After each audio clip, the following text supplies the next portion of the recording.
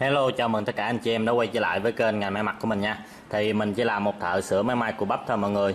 Thì cái video này ngày hôm nay mình sẽ chia sẻ cho anh chị em chỉnh sửa, khắc phục những cái lỗi như là hiện tượng bị may hàng nó hay bị cong kim hoặc là nó bị gãy kim. Thì bây giờ mình sẽ hướng dẫn cho tất cả anh chị em những cái nguyên nhân và cái cách khắc phục khi mà máy mình đã dễ bị gặp cái hiện tượng bị cong kim hoặc là gãy kim nha anh chị em ha. Rồi thì đầu tiên khi mà máy anh chị em nè nó hay bị cong kim nè, hoặc là nó hay bị gãy kim liên tục, thì cái đầu tiên anh chị em cần kiểm tra đó là kiểm tra cái đường đi của cái kim nè, nó đâm lên đâm xuống coi nó có bị cạ vào chân vịt hay mặt nguyệt hay không. Thì đầu tiên anh chị em cần kiểm tra cái kim mình nè, nó có cạ vào cái chân vịt hay không. Thì bây giờ mình sẽ dơm sát lại cho anh chị em xem nè. Khi mà mình quay kim xuống nè thì anh sẽ nhìn xem coi cái kim mình nè nó có bị cạ vào cái chân vịt hay không. Thì nếu bị cạ thì anh chị em nên chỉnh cho cái chân vịt mình nó không có bị cạ nữa nha. Thì bây giờ là cái kim của mình là khi mà đâm xuống nè nó hơi bị cạ vào cái chân vịt như vậy là không được nha anh chị em ha. Thì bây giờ mình sẽ chỉnh cho cái chân vịt này nó không có, để cho nó không có bị cạ vào cái kim, nó dẫn tới dễ cong kim và gãy kim nha. Thì bây giờ mình sẽ mở con ốc này ra. Thì bây giờ mình sẽ điều chỉnh được cái chân vịt nè anh chị em ha. Thì mình điều chỉnh cho khi mà kim đâm xuống tận cùng nè, kim đâm xuống tận cùng thì hai cây kim nó phải nằm, cái chân vịt mình nó không có bị cạ vào hai cây kim là ok. Mình chỉnh cho nó nằm ở khoảng giữa như thế này ha, mình dời qua dời lại được nè. Đó, mình chỉnh cho nó ở khoảng giữa là ok. Rồi bây giờ khi mà mình chỉnh cho cái chân vịt mình nó không có bị cạ nữa là ok rồi. Tiếp theo là mình sẽ dặn ốc lại nha anh chị em ha. Thì tiếp theo mình sẽ kiểm tra xuống ở cái phần phía dưới ha, mặt nguyệt. Bây giờ mình sẽ quay kim xuống tận cùng, quay kim xuống tận cùng coi cái kim mình nó có bị cạ vào cái mặt nguyệt hay không. Nếu mà cái kim mình bị cạ vào mặt nguyệt thì mình sẽ chỉnh lại nha. Thì nếu cái kim mình nó bị cạ vào mặt nguyệt thì bây giờ mình sẽ hướng dẫn anh chị em chỉnh. Thì anh chị em sẽ mở cái nắp này ra. Thì ở đây nó sẽ có hai con ốc để điều chỉnh cái mặt nguyệt của mình nó không có bị cạ vào cái kim. Thì bây giờ mình sẽ mở ra để hướng dẫn anh chị em chỉnh. Đấy, mình mở hai con ốc này ra. Thì bây giờ mình sẽ điều chỉnh được cái mặt nguyệt để cho nó không có bị cạ vào cái kim nha anh chị em ha. Đây thì bây giờ mình sẽ gõ được cái mặt nguyệt nó đi ra đi vào ha. Thì mình sẽ điều chỉnh cho khi mà kim đâm xuống tận cùng nè, bây giờ là nó đang đá nè anh chị em ha, đang đá vào mặt nguyệt. Thì bây giờ mình sẽ quay cho kim đi xuống tận cùng và mình sẽ chỉnh, mình sẽ gõ cho cái mặt nguyệt mình nó đi ra phía giữa để nó không có bị cạ vào cái mặt nguyệt của mình. Khi kim đâm xuống nó không có bị cạ vào mặt nguyệt nha anh em ha. Đó, như vậy là ok nè, nó nằm giữa nè. Đó, thì bây giờ khi mà mình điều chỉnh xong thì mình sẽ siết hai con ốc này lại để cho nó cố định cái mặt nguyệt của mình là ok. Mình sẽ dặn lại. Rồi, bây giờ mình sẽ dơm gần xuống coi kiểm tra. Đó, thì kim nó đâm xuống nó giữa lỗ mặt nguyệt như thế này là ok nè anh chị em ha. Đó, nó không có bị cạ vào mặt nguyệt, nó dễ gây ra cái hiện tượng gãy kim hoặc là cong kim. Đây là rồi. Đó, khi mà mình quay kim xuống nó không còn bị cạ vào kim là ok. Thì tiếp theo là mình sẽ cần kiểm tra ở xuống cái phần móc. Thì bây giờ mình sẽ mở mặt nguyệt ra để hướng dẫn anh chị em kiểm tra xuống cái phần móc này nó có đá vào cái kim hay không. Nó cũng dẫn tới cái hiện tượng bị gãy kim nha. Rồi, bây giờ mình sẽ tháo cái mặt nguyệt ra. Rồi thì tiếp theo là mình sẽ cần kiểm tra coi nè, khi mà kim đâm xuống nè thì móc lao tới nè, coi móc mình nó có đá vào cái kim hay không. Anh chị em cần kiểm tra coi cái mũi móc mình nè nó có đá, khi mà nó lao tới nó có đá vào cái kim không. Thì như vậy là cái máy mình nó đang đá vào kim nè anh chị em ha. Như vậy là không được, cái móc mình nó lao tới nó đá vào cái kim, như vậy là nó dễ gãy kim và cong kim nha anh chị em ha. Bây giờ mình sẽ quay cái góc ngang cho anh chị em xem.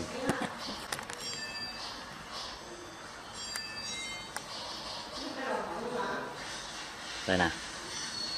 Đó, thì bây giờ là cái móc mình nó lao tới nó đá vào cái kim, như vậy là rất là dễ bị gãy kim và cong kim. Thì bây giờ mình sẽ cần chỉnh lại cho cái móc mình nó không có đá vào cái kim nha anh chị em ha. Đấy. Thì để điều chỉnh cho cái móc mình nó không có đá vào cái kim nè anh chị em ha, thì mình sẽ dùng cái cờ lê 8. Thì bây giờ mình sẽ tháo cái cùm móc ra để hướng dẫn anh chị em chỉnh. Thì bây giờ mình sẽ quay cái móc lên tận cùng nè, lên qua bên đây. Và bây giờ mình sẽ dùng cái cờ lê 8 để mở cái con ốc để chỉnh cái cụm móc này để cho cái móc mình nó không có bị đá. Bây giờ mình sẽ mở nó ra. Thì bây giờ mình sẽ chỉnh cho cái mỏ móc này nè, khi mà lao tới đó anh chị em ha, nó không đá vào cây kim. Bây giờ mình sẽ gõ cho cái cụm móc này đi vô đi ra. Thì mình đã có làm một cái video để hướng dẫn anh chị em chỉnh móc rồi, anh chị em cũng có thể xem lại cái video chỉnh móc và mình chỉnh lại nha. Thì khi mà cái mỏ móc mình nó đá vào cây kim á, thì mình sẽ mở cái con ốc khóa 8 ở đây ra và mình sẽ điều chỉnh được cái mình gõ vào nè, gõ móc đi vào, hoặc là mình sẽ nới cho cái móc này nó đi ra được. Đây, thì mình sẽ nại, ví dụ như mình muốn móc nó đi ra đi vào thì mình sẽ nại ra, thì cái móc mình nó sẽ đi ra ngoài đây. Và khi mình muốn cho nó cái móc đi vào á, thì mình sẽ đẩy vào, thì nguyên cái cụm móc này nó sẽ đi vào, nó hở với cái kim. Rồi thì khi mà mình điều chỉnh móc nè anh chị em ha, thì mình sẽ quay cho cái móc này nó lao tới cái kim ha, lao cái mỏ móc này nó lao ngang qua tới cái kim. Thì bây giờ mình sẽ dùng cái cây nhíp này mình ấn vào cái kim, thì thấy cái độ hở của giữa cái móc này và cây kim này nó quá lớn, hoặc là nó bị đá vào cây kim, thì bây giờ mình sẽ xê dịch cái cùm móc này để cho cái móc này nó vừa sát vào cây kim thôi nha, nó không hở cũng không đá nha anh chị em ha. Đá thì nó dẫn tới cái hiện tượng là bị dễ gãy kim, còn nếu mà hở quá như thế này thì nó dễ dẫn tới cái hiện tượng bỏ mũi. Thì mình phải cần chỉnh cho cái mỏ móc này nó sát vào cây kim. Thì bây giờ mình sẽ dời cho cái cùm móc nó đi ra, mình sẽ dời, mình sẽ đẩy cái cùm móc nó đi ra nè. Đấy, thì mình vừa đẩy ra cái móc nó đi ra thì bây giờ lại nó lại đá kim. Thì bây giờ mình sẽ tiếp tục mình gõ vào, mình gõ cho cái móc mình nó đi vào để nó không còn đá kim nha anh chị em ha. Đấy, mình gõ nhẹ và mình kiểm tra tiếp, quay qua quay lại nó vẫn còn đá nhẹ, rồi gõ tiếp.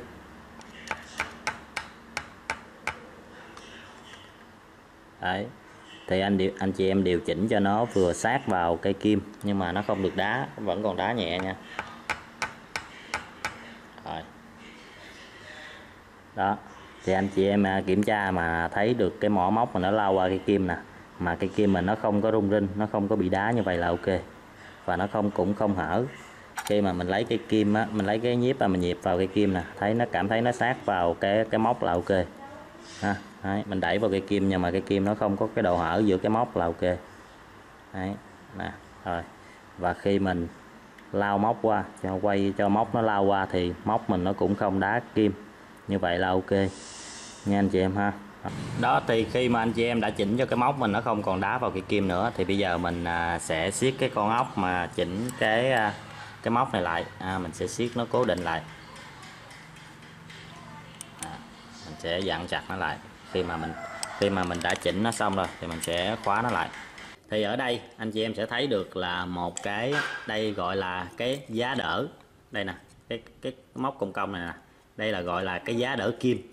Thì khi mà anh chị em may giày á, qua cái đoạn giày á, thì cái vải giày nó sẽ làm cho cây kim mình nó sẽ biến dạng, vì nó quá dày thì cây kim mình nó sẽ bị cong, nó nghiêng qua, nó méo, nó biến dạng đi. Và với cái tốc độ may rất là cao thì cây kim mình nó sẽ biến dạng và nó sẽ đâm xuống và nó sẽ đâm sai vị trí. Thì may qua cái vải giày á mọi người, thì nó rất là dễ bị cây kim mình, nó sẽ làm cho cây kim mình nó cong đi.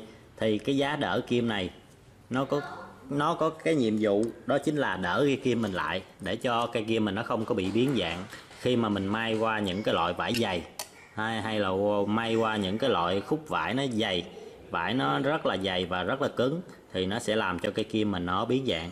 Thì đây chính là cái gọi là cái giá đỡ kim, để cho nó đỡ cái kim mình nó lại. Mình sẽ hướng dẫn anh chị em chỉnh cái giá đỡ này.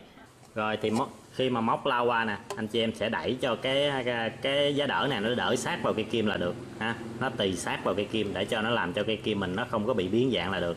Anh chị em cứ để sát vào, đẩy sát vào cây kim và như thế này. Và anh chị em chỉ cần siết cái con ốc này lại, siết cái con ốc chìa khóa 6 này lại là được. Có nghĩa là nó vừa tì sát thôi nha mọi người ha, nó không có được đẩy quá sâu vào bên trong, và nó cũng không có quá hở. Như vậy nó sẽ hở quá thì nó sẽ không đỡ được cây kim, và nếu mà sát quá như vậy, đẩy sát vào trong như vậy thì nó dễ dẫn đến là cong kim, gãy kim. Thì anh chị em chỉ cần để cho cái giá đỡ này nó vừa sát vào cây kim thôi, nó đỡ nhẹ cây kim, nó làm cho cây kim mình nó khi mà may giày, may tốc độ nhanh nó không có bị biến dạng. Thì mình chỉ cần siết lại cái con ốc này nữa là xong rồi anh chị em ha. Đó, mình siết lại thì đó, thì khi mà mình may giày nè anh chị em ha, thì mình sẽ nè, thì khi mà mình may qua những cái loại vải dày á thì anh chị em sẽ thấy được cái giá đỡ này nó có tác dụng rất là nhiều. Nó giúp cho cây kim mình nó không có bị biến dạng nè, mình dùng tay mình đẩy vào nhưng mà cây kim mình nó không có nhúc nhích ha, không anh chị em ha. Này cái kim ngoài này không nhúc nhích nè, cái kim trong nó cũng không nhúc nhích. Khi mà móc lao qua nó bắt vào sợi chỉ đó, thì cái giá đỡ này rất là quan trọng khi mà mình may vải dày nè ha, và may tốc độ cao, nó làm cho cây kim mình nó cố định. Thì tiếp theo là mình sẽ hướng dẫn cho anh chị em chỉnh cái giá đỡ kim nè, giá đỡ trước nè. Thì khi kim mình đâm xuống nè thì cái giá đỡ này nó có nhiệm vụ là đỡ vào kim. Nếu mà anh chị em chỉnh cho cái giá đỡ này nó sát vào cái kim quá thì nó cũng dễ dẫn tới cái hiện tượng là bị gãy kim nha anh chị em ha. Thì bây giờ mình chỉ cần mở ốc này ra và mình điều chỉnh cho cái tới lui nè, đẩy tới hoặc là xịt lại nha anh chị em ha, đẩy tới hoặc là xịt lại cho nó khi mà kim đâm xuống tận cùng nè thì cái giá đỡ mình nó không có được đá vào cây kim, đỡ quá nhiều vào cây kim thì nó làm cho kim mình nó dễ bị cong hoặc là bị gãy. Thì bây giờ khi mà mình quay kim xuống tận cùng nè anh chị em ha, thì ở đây là cái giá đỡ nè, đó cái giá đỡ mình sẽ chỉnh nè, mình sẽ đẩy tới hoặc là đẩy lui. Thì anh chị em đừng có chỉnh cho nó quá sát. Khi mà quá sát thì ví dụ như cái giá đỡ mình nó đẩy sát vào cây kim như thế này thì nó dễ làm cho kim mình gãy kim nha anh chị em ha. Quá sát thì nó sẽ chạm vào cây kim và nó làm cho kim mình bị gãy. Thì anh chị em phải chỉnh cho nó vừa tới thôi, có nghĩa là khi kim đâm xuống nè đó, thì bây giờ mình đã siết ốc lại rồi nè anh chị em ha. Thì cái giá đỡ trước này mình chỉ cần chỉnh nó như vậy là ok ha, nó vừa sát vào thôi, nó đừng có chạm vào cây kim. Cái giá đỡ trước này anh chị em chỉ cần chỉnh cho nó hở ra khoảng 0,5 mm đó, như vậy nè. Khi kim lao tới thì cái giá đỡ này nó không được chạm vào cây kim, mà nó không có chạm vào giá đỡ trước ha, là ok. Hở ra một tí xíu đó, như vậy nè, thấy cái kim mình nó không có đá vào cái giá đỡ là ok. Thì khi mà anh chị em chỉnh xong cái giá đỡ trước á, thì mình sẽ siết ở đây là cái con ốc để mình điều chỉnh nha. Đó, mình điều chỉnh tới lui. Thì khi mà anh chị em mà may hàng dày á, may qua những cái đoạn vải dày như thế này rất là cao hoặc rất là dày thì nó sẽ dễ dẫn tới cái hiện tượng là bị gãy kim nha anh chị em ha. Thì khi mà mình may hàng dày á, thì cái giá đỡ trước này nè và cái giá đỡ sau này nè nó rất là quan trọng khi mà mình may hàng dày. Hai cái giá đỡ này, cái giá đỡ này là khi mà anh chị em chỉnh á, khi mà mình may hàng dày á thì mình chỉnh hai cái giá đỡ này. Khi mà máy mình nó bị mất giá đỡ hoặc là giá đỡ mình chỉnh không đúng thì may qua những cái đoạn vải dày này nó rất là dễ bị gãy kim nha anh chị em ha. Thì cái quan trọng là khi mà mình may hàng dày á thì mình phải cần chỉnh hai cái giá đỡ này ha. Đó, nó làm cho khi mà kim mình nó may qua những cái đoạn vải dày nè thì kim mình nó sẽ bị cong đi. Thì may qua những đoạn vải dày thì kim mình nó cong, thì hai cái giá đỡ này nó sẽ đỡ cái kim mình lại, nó không có làm cho cái kim mình nó bị cong. Và khi mà cong kim thì nó sẽ móc vào cái kim và làm cho gãy kim và cong kim. Đó là cái tác dụng của hai cái giá đỡ này. Và khi anh chị em mà may hàng mà nó hay bị gãy kim á, thì anh chị em phải cần kiểm tra cái trụ kim của mình nè. Đầu tiên kiểm tra cái trụ kim mình lắc coi nó có bị quá rơ hay không. Nếu cái trụ kim mình nó quá bị rơ thì nó cũng dễ dẫn tới cái hiện tượng bị gãy kim nha. Nếu bị rơ thì mình phải cần thay cốt bạc của trụ kim. Móc cũng vậy, cái móc dưới này cũng vậy. Nếu mà nó bị rơ, anh chị em cầm móc mà anh chị em lắc tới lắc lui lắc qua lắc lại, nếu mà nó bị rơ quá nhiều thì mình cũng phải cần khắc phục là mình thay bạc móc đi nha anh chị em ha. Và tiếp theo là cái trường hợp cuối cùng là cái trường hợp bị gãy kim là do cái móc trên nó cạ vào cây kim. Đây, khi kim đâm xuống nè thì nó sẽ bị cạ vào cái móc trên thì nó dễ dẫn tới cái hiện tượng bị gãy kim nha. Thì đây là cái hiện tượng cuối cùng dễ gây ra cái hiện tượng bị gãy kim mà. Thì khi mà kim đâm xuống đó mọi người thì nó sẽ đâm ngang qua cái móc. Thì khi mà cái kim mình nó cạ vào cái móc nè, kim trong mình nó cạ, thì hiện tại là máy mình đang bị kim trong nó cạ vào cái móc. Thì như vậy nó sẽ dễ dẫn tới cái hiện tượng bị gãy kim và cong kim nha anh chị em ha. Thì mình phải cần chỉnh lại cái móc trên, chỉnh lại cái móc này. Thì mình sẽ mở cái con ốc này ra và mình sẽ điều chỉnh. Bây giờ mình sẽ mở cái con ốc này ra để điều chỉnh. Thì để điều chỉnh cho cái móc mình nè nó không có bị cạ vào cây kim thì mình mở cái con ốc này ra nha, và mình sẽ chỉnh cái móc này. Thì khi mà anh chị em chỉnh móc trên á thì anh chị em phải khi mà hai móc trên và móc dưới nó tiếp xúc với nhau nè, nó giao nhau, thì bây giờ mình là cái lúc mà anh chị em điều chỉnh cái móc trên nè thì anh chị em đừng có chỉnh cho cái móc mình nó hở quá so với cái móc dưới. Thì mình sẽ chỉnh cho nó ôm sát vào cái lưng của cái thằng móc dưới như thế này anh chị em khi mà hai cái móc giao nhau nè. Đó, thì bây giờ là mình sẽ chỉ điều chỉnh cho cái móc nè nó ôm sát vào cái lưng của thằng móc dưới, nó đừng có hở ra quá. Nó hở ra quá thì nó sẽ, khi mà đi lên đây thì nó sẽ sát vào cái kim. Đó, và nó cũng dễ bỏ mũi nữa. Mình cần chỉnh cho khi hai cái móc này nó giao nhau nè. Đó, thì cái móc dưới mình nó sẽ ôm sát vào. Thì bây giờ mình sẽ đặt cho nó vừa sát vào cái lưng của thằng móc dưới và mình sẽ siết ốc lại. Đó, thì như vậy mình sẽ kiểm tra, mình sẽ quay mà mình kiểm tra coi hai cái móc nó có đá nhau hay không. Nếu không đá nhau là ok, nó vừa sát như vậy là ok. Thì cái đường đi, cái đường đâm lên này nó sẽ không có bị đá vào cái móc nha anh chị em ha. Đó, như vậy là ok. Khi mà đâm lên tới đây thì nó sẽ không có đâm vào trúng cái móc, để nó dẫn tới dễ gây ra cái hiện tượng gãy kim. Và anh chị em cũng lưu ý kiểm tra luôn cái móc này, nếu mà nó bị rơ, anh chị em cầm mà anh chị em lắc mà nó cảm thấy nó bị rơ quá nhiều, nó cũng dễ gây ra gãy kim nha anh chị em ha. Anh chị em phải cần cầm nguyên cái cụm móc này nè, anh chị em lắc xem coi nó có bị rơ hay không. Nếu quá rơ thì mình cũng phải cần thay bạc nha. Nếu mà móc mình quá rơ thì nó cũng dễ dẫn tới cái hiện tượng bị gãy kim, cả hai móc luôn, móc trên móc dưới anh chị em, và cái trụ kim luôn. Anh chị em phải cần kiểm tra hết ba cái thằng này có cái thằng nào bị rơ hay không ha. Mình cầm mình lắc mạnh lên. Đó, thì như vậy mình đã hướng dẫn cho anh chị em xong rồi đó. Thì mình vừa hướng dẫn một số cái nguyên nhân dẫn tới cái hiện tượng bị gãy kim, và cũng như là hướng dẫn anh chị em cách khắc phục ha. Thì anh chị em có những câu hỏi hoặc những cái thắc mắc nào thì hãy comment ở phía dưới video nha. Thì bây giờ mình xin kết thúc video ở đây. Anh chị em nhớ like video và đăng ký kênh để ủng hộ mình nha. Bye bye, hẹn gặp lại mọi người ở những video tiếp theo.